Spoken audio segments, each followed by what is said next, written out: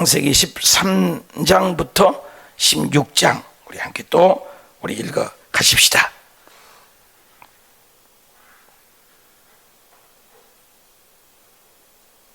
창세기 13장. 아브라함이 애굽에서 그와 그의 아내와 모든 소유와 롯과 함께 네겝으로 올라가니 아브라함이 가축과 은과 금이 풍부하였더라.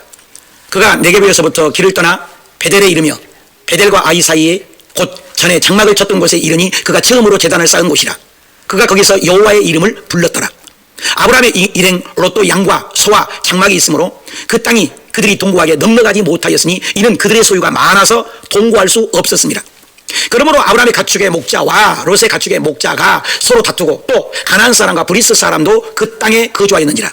아브라함이 롯에게 이르되 우리는 한 친족이라 나나 너나 내 목자나 네 목자나 서로 다투게 하지 말자. 내 앞에 온 땅이 있지 아니하냐? 나를 떠나가라. 네가 좌하면 나는 우하고 네가 우하면 나는 좌하리라. 이에 롯이 눈을 들어 요단 지역을 바라본즉 소알까지 온 땅에 물이 넉넉하니 여호와께서 소돔과 고모라를 멸하시기 전이었으므로 여호와의 동산 같고 애굽 땅과 같았더라. 그러므로 롯이 요단 온 지역을 택하고 동으로 옮기니 그들이 서로 떠난지라. 아브라함은 가나안 땅에 거주하였고 롯은 그 지역의 도시들에 머무르며 그 장막을 옮겨 소돔까지 이르렀더라. 소돔 사람은 여호와 앞에 악하며 큰 죄인이었더라. 롯이 아브라함을 떠난 후에 여호와께서 아브라함에게 이르시되 너는 눈을 들어 너 있는 곳에서 북쪽과 남쪽 그리고 동쪽과 서쪽을 바라보라. 보이는 땅을 내가 너와 네 자손에게 주리니 영원히 이르리라. 내가 내 자손이 땅에 티끌 같게 하리니 사람이 땅에 티끌을 능히 셀 수 있을진데 내 자손도 세리라. 너는 일어나 그 땅을 정과 횡으로 두루 다녀 보라. 내가 그것을 너에게 주리라.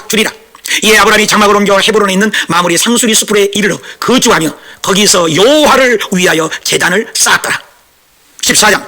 당시의 시나랑 아므라벨과 엘라살 왕 아리옥과 엘람왕 그돌라오멜과 고임왕 디다리 소돔왕 베레와 고모라 왕 비르사와 아드마 왕 시납과 스모임 왕 세메벨과 벨라 곧 소알 왕과 싸우니라. 이들이 다 시딤 골짜기 곧 지금의 염에 모였더라.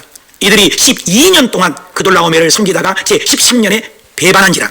제14년에 그돌라오멜과 그와 함께한 왕들이 나와서 아스드롯 가르나임에서 르바 족속을 함에서 수수 족속을 샤웨 기랴다임에서 엠 족속을 치고 호리 족속을 그 산 세일에서 쳐서 광야 근방 엘라바란까지 이르렀으며 그들이 돌이켜 엠미스밭 곧 가데스에 이르러 아말렉 족속의 온 땅과 하사손 다말에 사는 아모리 족속을 친지라.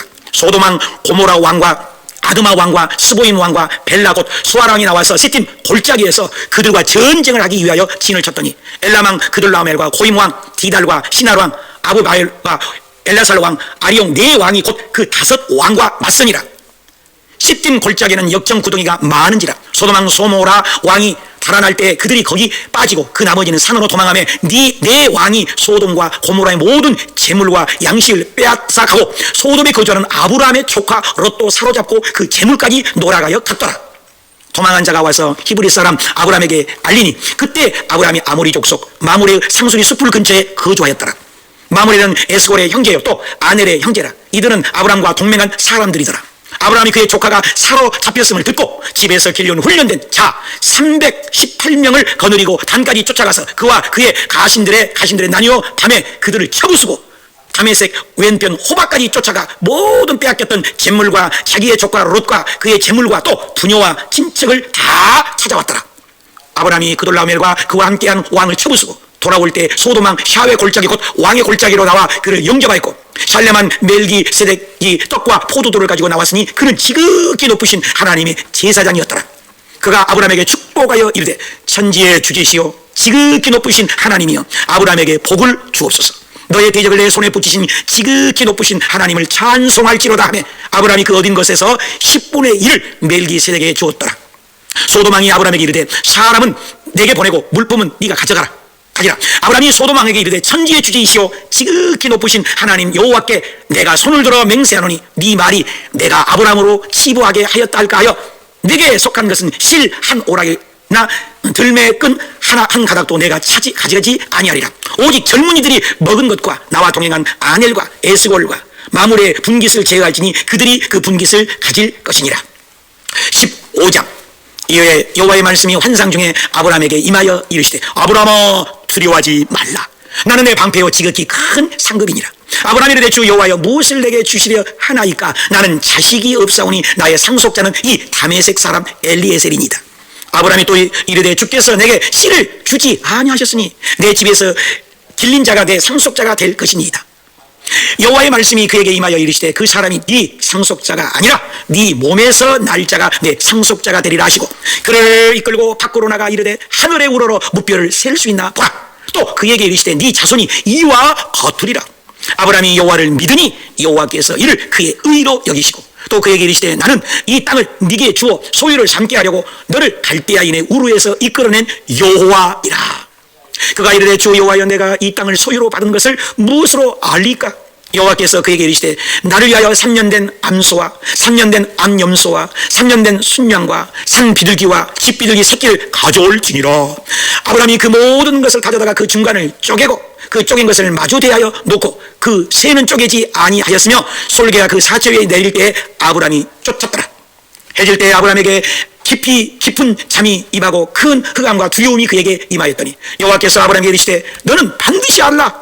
네 자손이 이방에서 객이 되어 그들을 섬기겠고 그들은 400년 동안 네 자손을 괴롭게 하리니 그들이 섬기는 나라를 내가 징벌할지니 지며 그 후에 네 자손이 큰 재물을 이끌고 나오리라. 너는 장수하다가 평안히 조상에게로 돌아가 장사될 것이요 내 자손은 4대 만에 이 땅으로 돌아오리니 이는 아모리 족속의 죄악이 아직 가득 차지 아니함이니라 하시더니 해가 져서 어두울 때 연기나는 화로가 보이며 타는 햇불이 쪼갠 고기 사이로 지나더라. 그날에 여호와께서 아브람과 더불어 언약을 세워 이르시되 내가 이 땅을 애굽 땅 강에서부터 큰 강 유브라데까지 내 자손에게 주노니 곧 겐 족속과 그니스 족속과 간몬 족속과 헷 족속과 브리스 족속과 르바 족속과 아모리 족속과 가나안 족속과 기르가스 족속과 여부스 족속의 땅이니라 하였더라. 16장. 아브람의 아내 사레는 출산하지 못하였고 그에게 한 여종이 있으니 애굽 사람이요 이름은 하갈이라. 사레가 아브라함에게 이르되 여호와께서 내 출산을 허락하지 아니하였으니 원하건대 내 여종에게 들어가 내가 혹 그로 말미암아 자녀를 얻을까 하노라 하며 아브라함이 사레의 말을 들으니라. 아브라함의 아내 사레가 그 여종 애굽 사람 하갈을 데려다가 그 남편 아브라함에게 첩으로 준 때는 아브라함이 가나안 땅에 거주한 지 10년 후였더라. 아브라함이 하갈과 동침하였더니 하갈이 임신하매 그가 자기의 임신함을 알고 그의 여주인을 멸시한지라. 사레가 아브라함에게 이르되 내가 받는 모욕은 당신이 받아야 옳도다. 내가 나의 여종을 당신의 품에 두었거늘 그가 자기의 임신함을 알고 나를 멸시하니 당신과 나 사이에 여호와께서 판단하시기를 원하노라. 아브라함이 사레에게 이르되 당신의 여종은 당신의 수중에 있으니 당신의 눈에 좋을 대로 그에게 행하라 하며 사레가 하갈을 학대하였더니 하갈이 사레 앞에서 도망하였더라. 여호와의 사자가 광야의 샘 곁에서 그를 만나 이르되 사레의 여종 하갈아 네가 어디서 왔으며 어디로 가느냐? 그가 이르되 나는 내 여주인 사레를 피하여 도망하나이다. 여호와의 사자가 그에게 이르되 네 여주인에게로 돌아가라. 그 수하에 복종하라. 여호와의 사자가 또 그에게 이르되 내가 내 씨를 크게 번성하여 그 수가 많아 셀 수 없게 하리라. 여호와의 사자가 또 그에게 이르되 네가 임신하였은즉 아들을 낳으리니 그 이름을 이스마엘이라 하라. 이는 여호와께서 네 고통을 들으셨음이니라. 그가 사람 중에 들나귀같이 되리니 그의 손에 모든 사람을 치겠고 모든 사람의 손이 그를 찔지며 그가 모든 형제와 대항해서 살리라 하니라. 하갈이 자기에게 이르신 여호와의 이름을 나를 살피시는 하나님이라 하였으니 이는 내가 어떻게 여기서 나를 살피시는 하나님을 배웠는고 함이라. 이러므로 그 셈을 부엘라헤로이라 불렀으며 그것은 가데스 베렛 사이였더라. 하갈이 아브라함의 아들을 낳음에 아브라함이 하갈이 낳은 그 아들의 이름을 이스마엘이라 하였더라. 하갈이 아브라함에게 이스마엘을 낳은 때 아브라함이 86세였더라.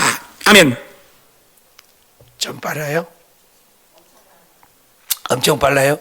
근데 이제 이게 숙달이 돼야 돼요.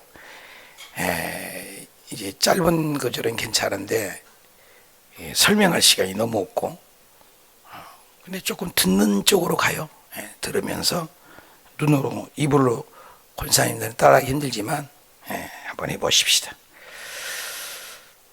오늘 14장부터 16장까지 내용입니다. 계속해서 하나님은 이 세상 창조하시고 사람을 만들어서 하나님의 뜻대로 하나님을 왕으로 모시기를 원했는데 두 부류가 나눠졌다는 것이 요한계시록까지 가고 오늘날도 똑같이 흐르고 있다. 그래서 왕사의 얘기다 이 말이야.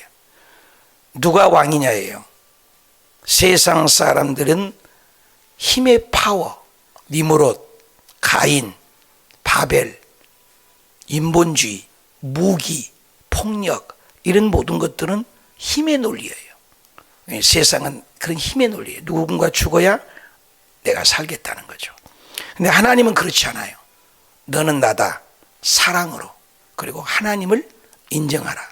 두 가지예요. 하나님을 예배하는 공동체 집단과 하나님을 예배하지 않고 내 마음대로 살겠다는 것이 흐르고요.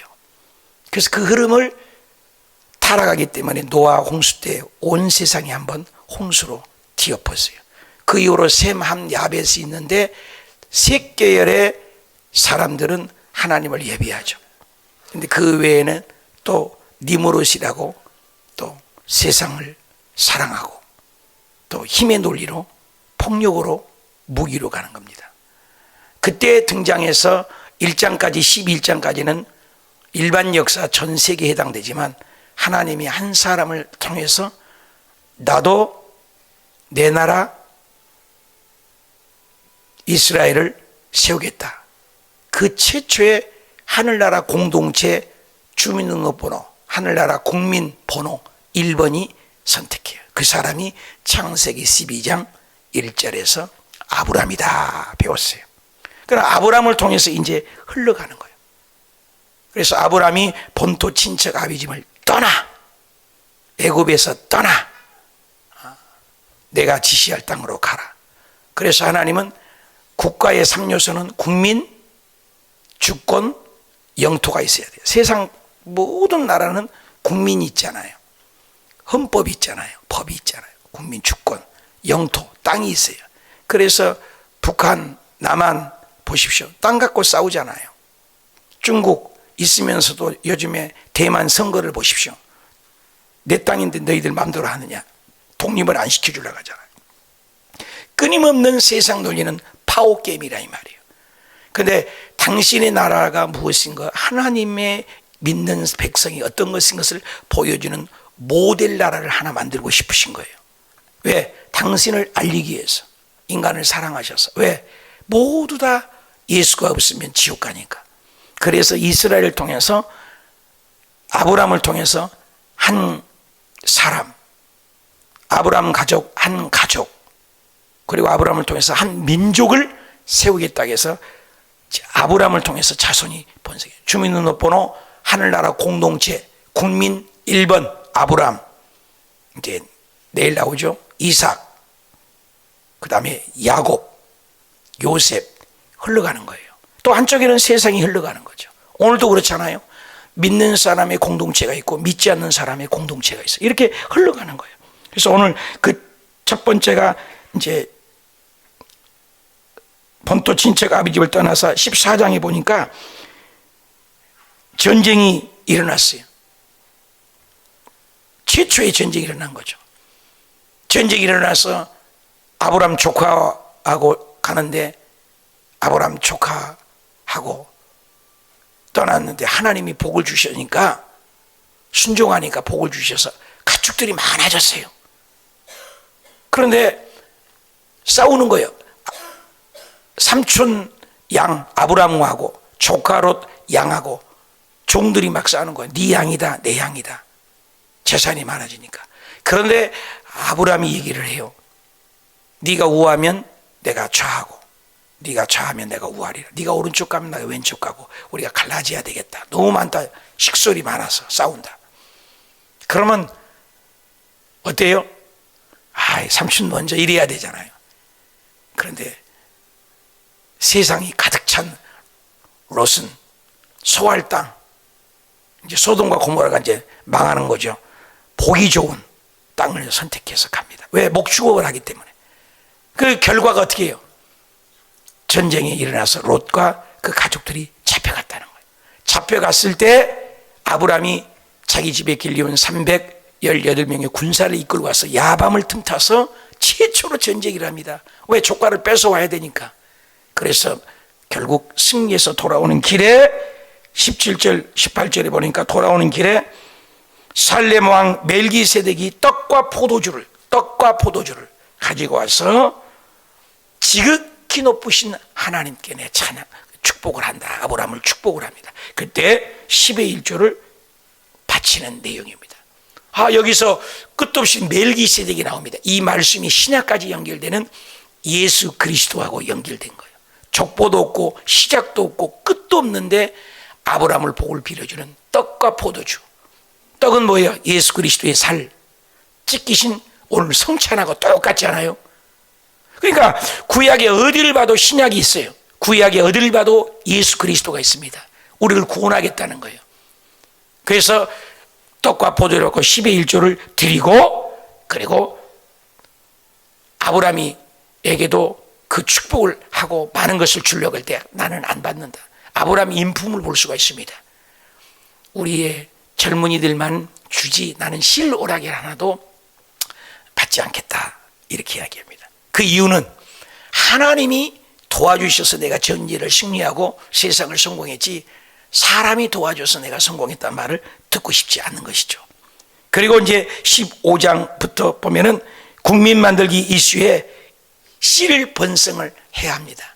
그래서 아브라함에게 통해서 자식이 나서 번성하기로 하는데, 아브라함은 집에 있는, 아무리 기다려도 아이가 없으니까 하갈과 이제 아브라함 사라의 여종과 첩하고 잠을 자서 자손을 번성하겠다. 그래서 오늘 씨의 문제가 나옵니다. 씨는 자식, 상속자, 씨, 자손, 번성, 할례, 이런 다양한 표현들로 표현되어 있어요. 구약의 역사는 누군가 통해서 메시아가 온다는 메시아 사상이 있습니다. 근데 아무리 기다려도 자식이 나지 않는 거예요. 그래서 아브라함은 인간적인 방법으로 메시아를 기다린 겁니다. 근데 하나님은 그걸 맞지 않다. 그래서 15장에 가면 1절에 이후에 여호와께서 환상 중에 아브라함아 찾아온 거예요, 하나님이. 그래서 밖에 나와 봐라. 너는 지극히 나의 큰 상급이다. 그러니까 아브라함이 나는 자식이 없으니 내 집에 길려오는 상속자는 엘리에셀 종을 통해서 자손을 씨를 번성하고자 합니다.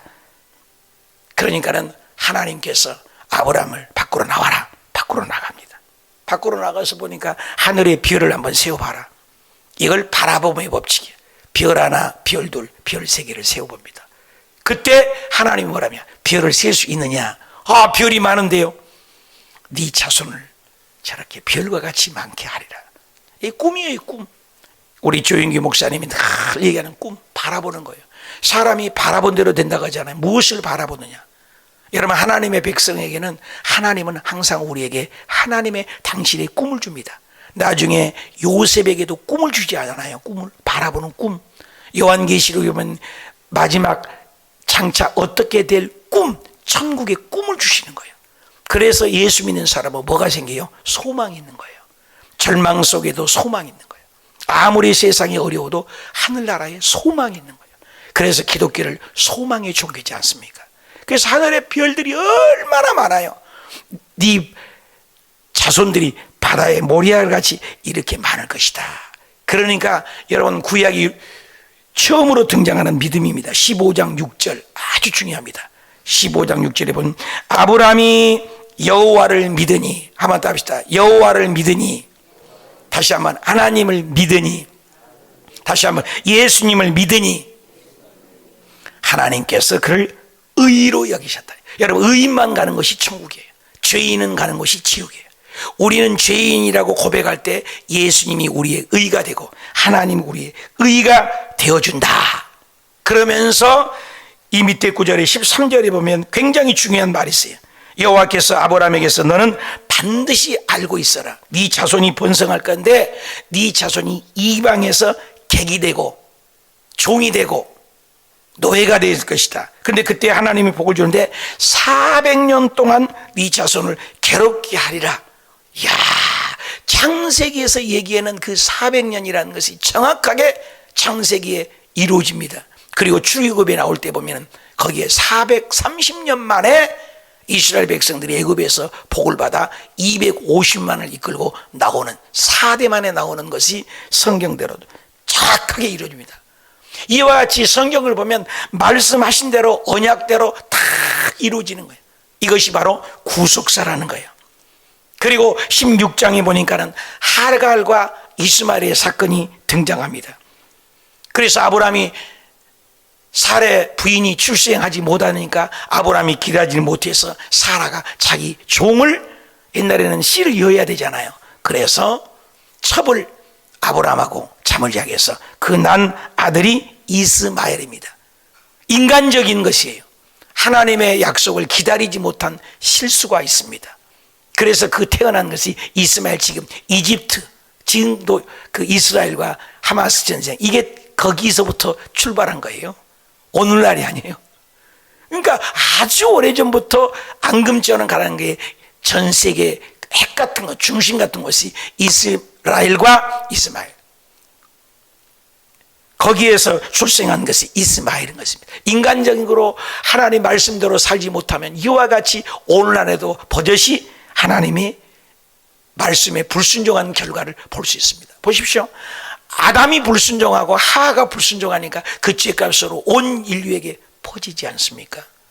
또 아브라함이 그 불순종의 씨앗이 지금도 있지 않습니까? 이와 같이 불순종의 근거는 참으로 무섭은 것입니다. 그러나 하갈이 집에 쫓겨나가서 싸우다가 나가니까 아들이 엉엉 울 때 보십시오. 하나님은 찾아와서 하갈아, 너는 어디서 왔느냐? 그리고 어디로 가느냐? 우리 인생하고 똑같잖아요.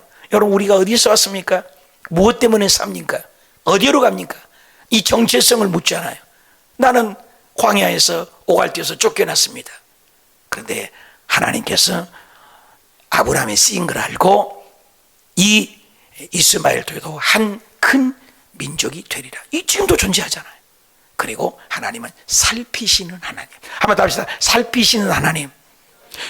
저와 여러분이 예수 잘 믿고 새벽 예배 드리고 우리도 하나님을 사랑하시지만 하나님은 저 아직도 예수님을 모르는 저 영혼들도 살피셔서 똑같이 악인과 성인에게 햇볕 주고 공기 주면서 저들도 예수 믿고 구원받기를 지금도 기다리고 살피시는 하나님. 그러니까 하나님의 사랑은 우리 인간의 머리로 증명할 수가 없어요. 김정은이도 사랑하셔서 지금도 기다리고 생명을 안 걷어가고 있는 거예요. 저렇게 해가지고 폭력을 해들하기도. 그래서 우리가 지옥만은 가지 말라고 하나님은 끝끝내 사랑의 하나님을 볼 수가 있습니다. 그러면서 내일부터 이제 하나님이 언약을 세우시는 그런 과정을 보게 됩니다. 이와 같이 하나님의 구속사를 읽어가게 되면 끊임없이 하나님은 아브라함이 실수합니다. 아브라함이 또 연약해서 넘어집니다. 그럼에도 불구하고 하나님의 언약은 변치 않습니다. 사람이 실수해도. 한번 따라합시다. 심판하시나 구원하신다. 심판하시나 긍휼히 여기신다. 그래서 당신의 자녀를 끝까지 요한계시록까지 실수해도 연약해도 계속 약점이 있음에도 불구하고 하나님은 당신의 뜻을 펼쳐가는 것이 구속사인 것입니다. 우리가 잘나서 천국 가는 것이 아닙니다. 못나고 실수하고 버림받아야 마땅함에도 예수 그리스도를 믿기만 하면 어때요? 우리의 자식이 잘못되면 매매를 들고 회초리를 들어서 종아리를 뗍니다. 그 때리는 이유는 왜 때립니까? 죽으라고 때리는 부모가 아니죠. 정상적인 부모는 잘 되라고, 말씀으로 살아라고. 오늘도 똑같아요. 우리가 하나님의 말씀을 떠나 11조를 드리지 않고 주의를 성수하지 않고 하나님을 예비하지 않으면 끊임없는 우리의 환난이 다가옵니다. 북한과 남한을 보십시오. 남한은 믿는 사람들이 많기 때문에 경제적으로나 환경적으로 얼마나 복받습니까? 우주에서 찍은 사진을 한반도에 봤더니 남쪽에는요 휘황찬란한 불빛이 있어요. 북한 쪽에는 평양만 조금 있고 깜깜해요. 그렇습니다. 어둡습니다. 오늘따라 이 세상을 살아갈 때도 하나님이 함께 하시고 하나님을 예비하면 하나님이 놀라운 복을 주시지만 하나님의 말씀 듣지 않으면 하나님이 징계를 주고 채찍을 때리는 거예요.